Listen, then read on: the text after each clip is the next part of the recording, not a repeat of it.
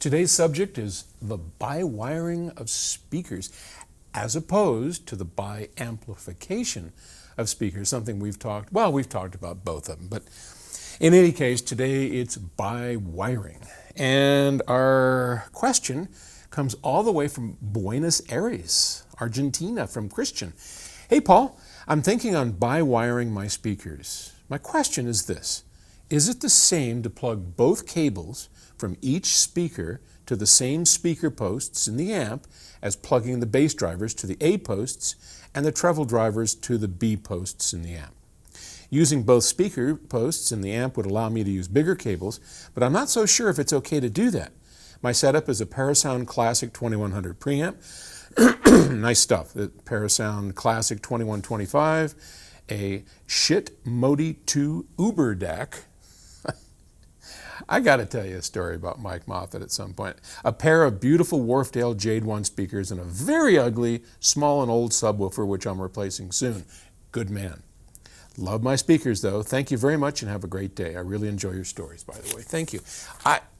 So yesterday we talked about shit audio and how Mike Moffat and Jason Stoddard have created a really cool brand of low-cost, direct-to-consumer audio products that are really good. I have the greatest of admiration for those guys.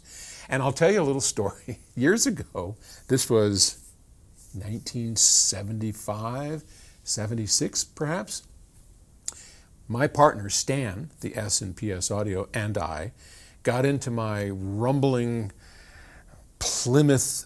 I had bought this old Plymouth car that my brother-in-law Chris, well, the brother of my brother-in-law Chris, had souped up. This thing was pretty hot. This thing went really fast, but whatever he did to the suspension made it so that as it was going down on those highways where you have blocks of cement with little dividing lines between it, this thing would almost make you seasick, womp, womp, womp, womp, womp, womp, going back and forth. It was as stiff as a board, but it went fast and it rumbled, and by the time we got down to Orange County to visit Absolute Audio, which was one of the very first stereo stores that we ever started with, I was nearly deaf. It was just, I didn't know about earplugs. But in any case, so we arrive at Absolute Audio.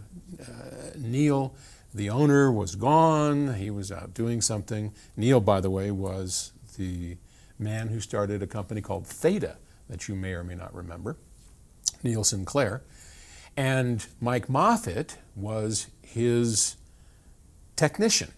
And Mike is this tall, gangly guy. At the time, anyway, he used to smoke cigarettes like a chimney, and kind of wiry and nervousy. And so we brought down our little phono stage, our little 5995 phono stage, and hooked it up and played it for him. And Mike, was the very first person that listened to that and said, "Wow, this for $60? This is a knockout. You guys are great. Love it." And so we thought, good, that's our first dealer in the bag. He'll tell Neil, Neil will take it on, which they eventually did. But Mike said, while you're here, you guys like audio, do you want to hear something? Sure.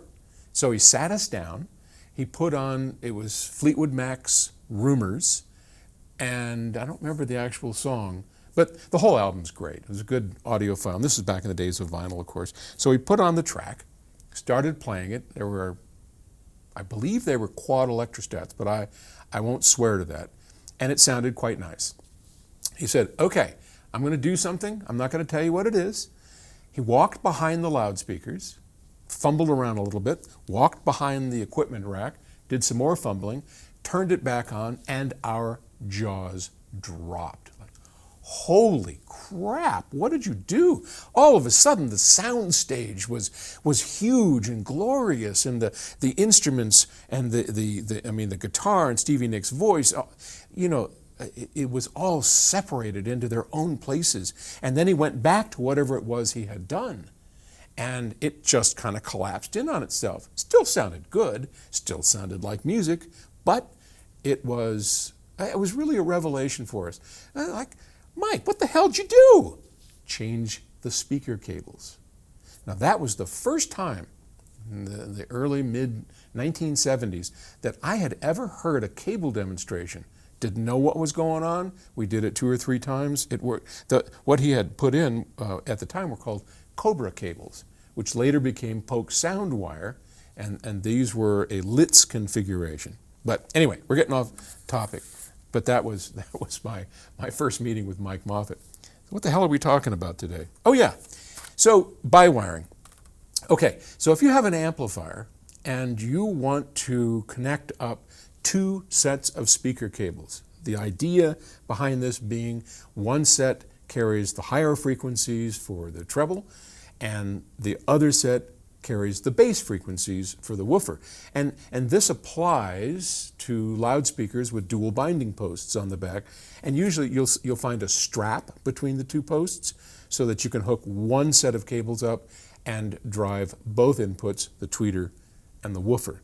But if you take those straps off and your speaker has the dual binding posts, you can use separate cables to feed each. And why would you do that?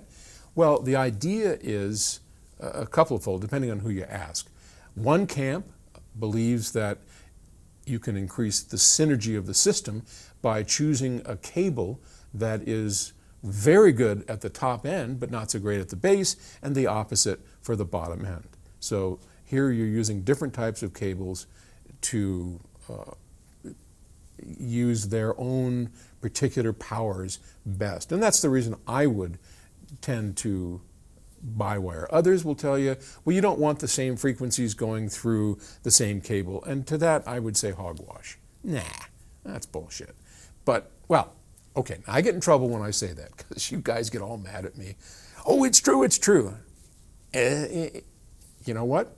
That's my opinion. I think it's hogwash. But there is validity to biwiring and taking advantage of cable characteristics specific to certain frequencies. I know there are certainly cables I've tried that are just glorious on the top end, but they suck on the bottom. They don't have any bass. And the opposite, of course, is true. I mean, I've used straight Romex for the bass, and it's great. Doesn't have any top end, but Romex on the bass, whew, nice. Solid core, cheap. You can buy it at Home Depot. And the question comes down, and I'm chewing through too much time here, I apologize. Yes, absolutely. Go ahead and hook both of those cables up to the same set of binding posts because amplifier manufacturers, like us, we just parallel those things. Those sets back there aren't anything special. They're just paralleled in the same way that you would connect up your speaker cables to those same set of binding posts. I trust that answers your question, and thank you for asking it. I will talk to you tomorrow.